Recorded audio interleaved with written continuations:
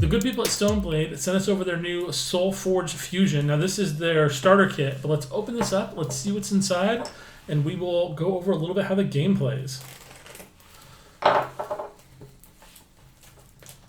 Okay. So well sealed. Box opens up, and you've got a couple informative little mats there. I imagine those are probably player mats. You have some tokens here. Oh, interesting double wrapped cards. Gizmo, Mindless Zombies, Spell Sprite, Wisps. Interesting. And then we have 4 packs of cards.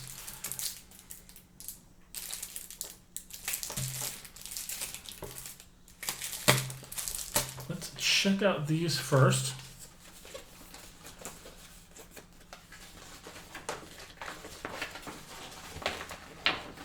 Okay. So this is clearly a player mat. We have your, looks like your Forgeborn, Forge cards, basin pile, upgrade cards, deck, and discard pile. And this looks like your player mat where you put things in. The other deck, the other one looks pretty much exactly identical. The one thing I don't see in this is an instruction guide.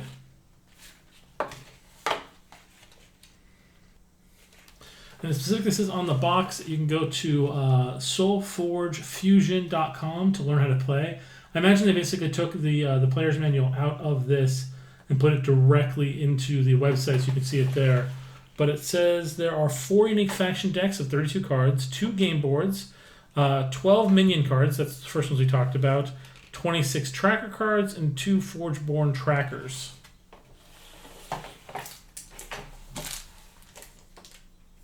So I'm seeing here, these must be your trackers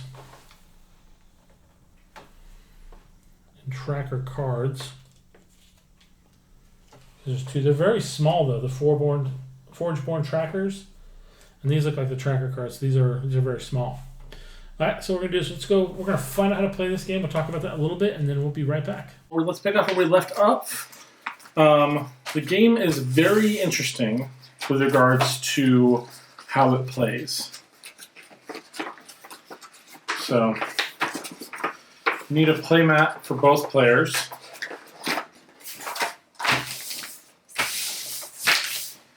And you have a Forgeborn card, you have a upgrade card, you have a deck, you have a discard pile, and you have a force card. The way the game works is that you take 2 different faction decks, and you get to merge them together now to form your actual deck. Each player gets 2 factions to merge together.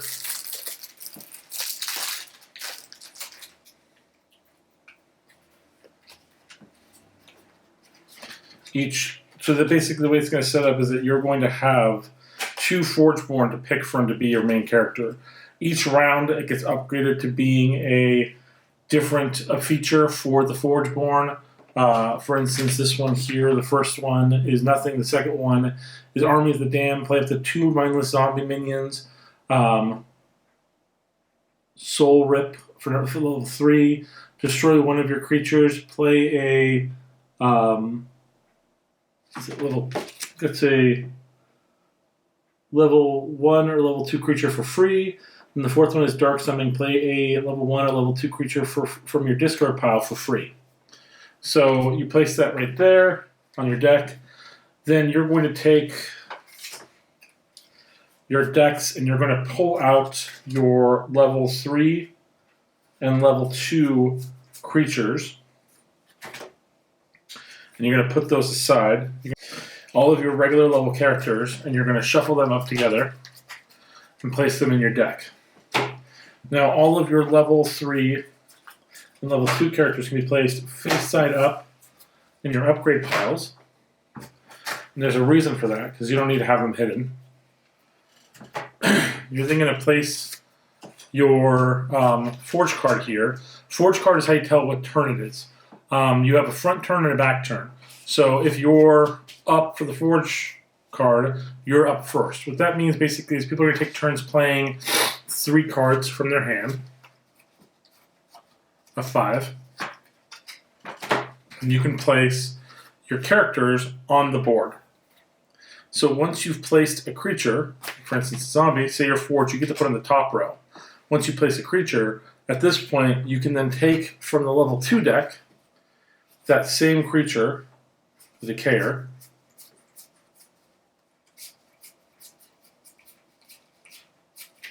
and you can place the level 2 creature now in your discard pile. This creature has leveled up basically once it's been played.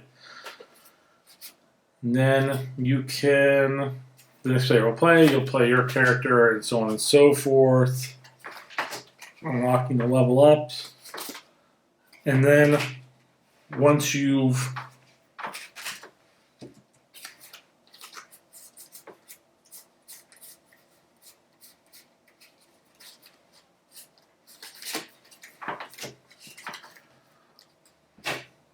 played all your characters, you can now do the battle phase. Characters from the back row cannot attack during a battle phase. What that means is that if you're not the Forge card, you're the second row card, meaning you're not the first player in the round, you don't really get to attack with the characters that are in the back row that you've placed. You can still defend with them. So what it's going to do is any cards that might be on the board opposing it, you're going to cross off the effects. We should get a creature for this. Let's say this one.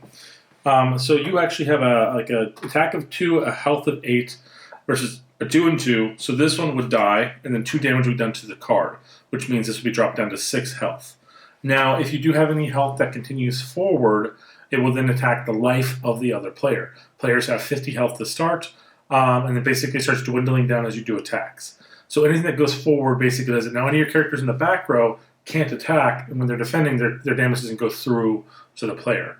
But if you have characters in the front row that have survived, they can do damage forward during the battle phase to the other player. Once that happens, the turn will be over, you flip the card, and now it becomes the other player's turn. They're able to then take over, and it's now round 2. At that point, all players will discard their hands into the discard pile and then draw 5 more. You're going to keep playing this round. This is 1 round when both players go, and the next round will be the second round, and then so on and so forth. When you've discarded all your cards from your deck, you can shuffle up and redraw. That's going to allow you to get those second level characters now on your deck. Then once you place those down, if you place a second level character, you'll gain the third level character in your discard pile for the basically end of the game. Like I said, as you go through the rounds, once you go through round 2, round 3, round 4, you then have all those special moves. At the end of round 4, if a player isn't dead, the player with the highest health wins. If health is tied, then the players are going to take that the round and turn it into sudden death. You keep playing until somebody gains health or somebody loses health. Once a player has lost health or gained health, the game is over and the person with the more health wins. So it's pretty straightforward. I do like the fact that you mix and match decks. That way you can kind of really enjoy those kind of features.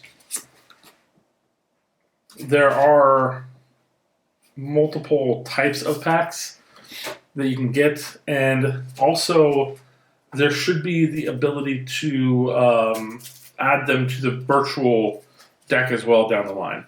Yeah, this is pretty much straightforward how the game is played. This pack does come with enough to basically allow 2 players, 2 game boards, so you can play with 2 players. It's pretty straightforward, and it's really nice and easy to go. So hopefully you find this helpful, and hopefully you want to pick up this game yourself. We'll see you guys next time.